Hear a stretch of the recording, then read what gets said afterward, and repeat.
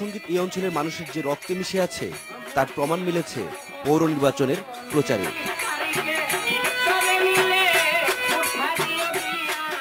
মৌলভীবাজারের সীমান্তবর্তী পৌরসভা বড়লেখা 2000 সালে প্রতিষ্ঠিত এই পৌরসভায় এটা তৃতীয় নির্বাচন।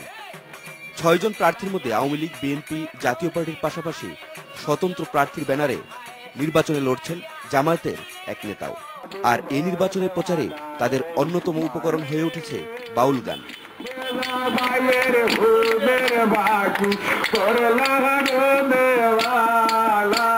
প্রার্থীরা মনে করছেন এভাবেই তারা ভোটারদের কাছে পৌঁছাতে পারবেন। প্রত্যেক নির্বাচনের সময়েই আমাদের প্রার্থীরা বাউল সঙ্গীত দিয়ে আমরা প্রচারণা করে থাকি এবং এটা মানুষ সিলেটের এই অঞ্চলের মানুষ এটা খুব আনন্দ ভরে গ্রহণ করে বা এই কারণে আমরা মনে করি এটা প্রচারে একটা গুরুত্বপূর্ণ ভূমিকা রাখে। আমাদের মানুষ এই যে গানকে পছন্দ করে বেশি এবং মনে করে যে বুট আসছে, হ্যাঁ এখন তো বুট দিতে হবে, এই গানের মাধ্যমে উদ্দীপনা একটু জেগে উঠে আর এই জন্য এই গানের মাধ্যমে তাতে আমরা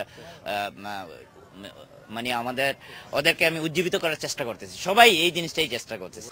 প্রার্থীদের নিয়ে গান লেখা, সুর করা এবং তা গেয়ে প্রচার করা ব্যস্ততা বেড়েছে স্থানীয় বাউল শিল্পীদেরও।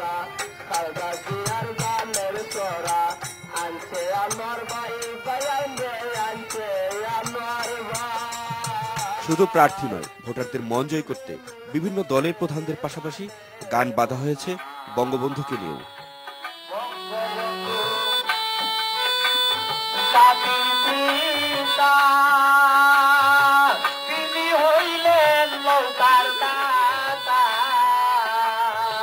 Masud Curzon, independent news, Barlekha, Moulvibazar.